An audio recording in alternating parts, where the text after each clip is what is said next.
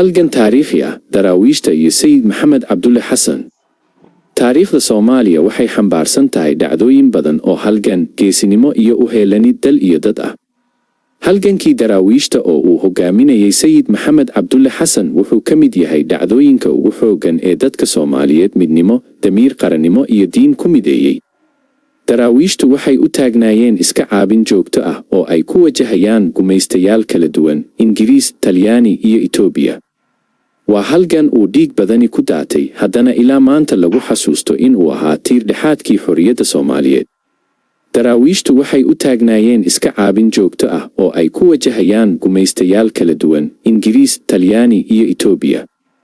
waa halgan uu dhiig badani ku daatay, haddana ilaa maanta lagu xasuusto in uu ahaa tiir dhexaadkii xorriyadda Soomaaliyeed. asalka daraawiishta maxay ahaayeen? daraawiishta waxay ahayd dhaqdhaqaaq diimeed, milatari iyo siyaasadeed oo ka dhashay qaybo ka mid ah Geeska Afrika qarnigii 19aad. waxaa hogaaminayay sayid maxamed cabdulle xasan oo ahaa wadaad, suufi, gabyaa iyo halgamaa.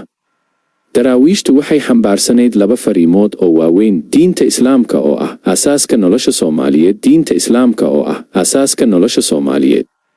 iska caabinta gumaystaha oo lagu tilmaamay gaal madow iyo cadow qarannimo. sayid maxamed wuxuu ku dhawaaqay in uu doonayo dhisidda dowlad Islaami ah oo Soomaali midoobay ay hoggaan u tahay, lagana xoo halgankii laba geesoodka ahaa. daraawiishta waxay halgan ku jireen muddo dhan 2 sano, 1899-192 eber. waxay wajahday 3 gumayste: Ingiriis oo xukumayay British Somaliland, Talyaani oo joogay koonfurta, Xabashi Itoobiya oo doonaysay in ay haysato dhulka Soomaali galbeed. halgankoodu wuxuu ahaa mid xooggan, iyagoo dagaallo badan qaaday. dagaalkii Jidbali, mid ka mid ah dagaaladii ugu qaraaraa, halkaas oo daraawiishtu guul weyn ka gaareen. dagaalada Qoraxay, Laascaanood iyo Burco waxay muujinayaan sida daraawiishtu u ahayd ciidamo si wanaagsan u abaabulan oo leh yool qarannimo. inkasta oo ay mararka qaar la kulmeen khasaare iyo dib u dhac, haddana waxay noqdeen ciidankii ugu horreeyay ee Soomaaliyeed ee abaabulan, leh saldhigyo, calan, istiraatiijiyad iyo hoggaan rasmi ah.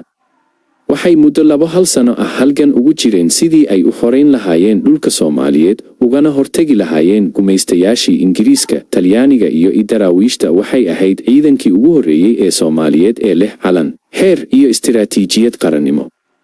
sayid maxamed wuxuu adeegsaday suugaan, diin iyo hoggaan adag si uu u mideeyo beelaha Soomaaliyeed.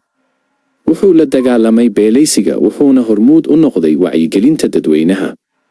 daraawiishtu waxay ahaayeen tusaale geesinimo iyo adkaysi leh. dagaallo badan ayay galeen sida dagaalkii Jidbali, Taleex iyo kuwo kale, waxayna culays weyn ku keeneen gumaystayaasha. sanadkii 1902 eber, Ingiriisku wuxuu adeegsaday diyaarado si uu u burburiyo xarunta daraawiishta ee Taleex. halgankii laba geesoodka ahaa. daraawiishta waxay halgan ku jireen muddo dhan 2 sano, 1899-192 eber. waxay wajahday 3 gumayste: Ingiriis oo xukumayay British Somaliland, Talyaani oo joogay koonfurta, Xabashi Itoobiya oo doonaysay in ay haysato dhulka Soomaali galbeed. halgankoodu wuxuu ahaa mid xooggan, iyagoo dagaallo badan qaaday. dagaalkii Jidbali, mid ka mid ah dagaaladii ugu qaraaraa, halkaas oo daraawiishtu guul weyn ka gaareen. dagaalada Qoraxay, Laascaanood iyo Burco waxay muujinayaan sida daraawiishtu u ahayd ciidamo si wanaagsan u abaabulan oo leh yool qarannimo. inkasta oo ay mararka qaar la kulmeen khasaare iyo dib u dhac, haddana waxay noqdeen ciidankii ugu horreeyay ee Soomaaliyeed ee abaabulan, leh saldhigyo, calan, fikradda qarannimada iyo diinta.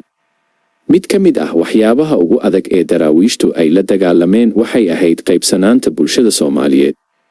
beeluhu waxay ahaayeen kuwo isku khilaafsan arrimo badan. sayid maxamed wuxuu isku dayay in uu mideeyo shacabka Soomaaliyeed iyadoo la adeegsanayo, waxaa lagu tilmaamaa sayidka inuu ahaa aabbaha qarannimada Soomaaliyeed, sababtoo ah wuxuu ka gudbay beelaysiga, wuxuuna ka shaqeeyay mideynta dadka.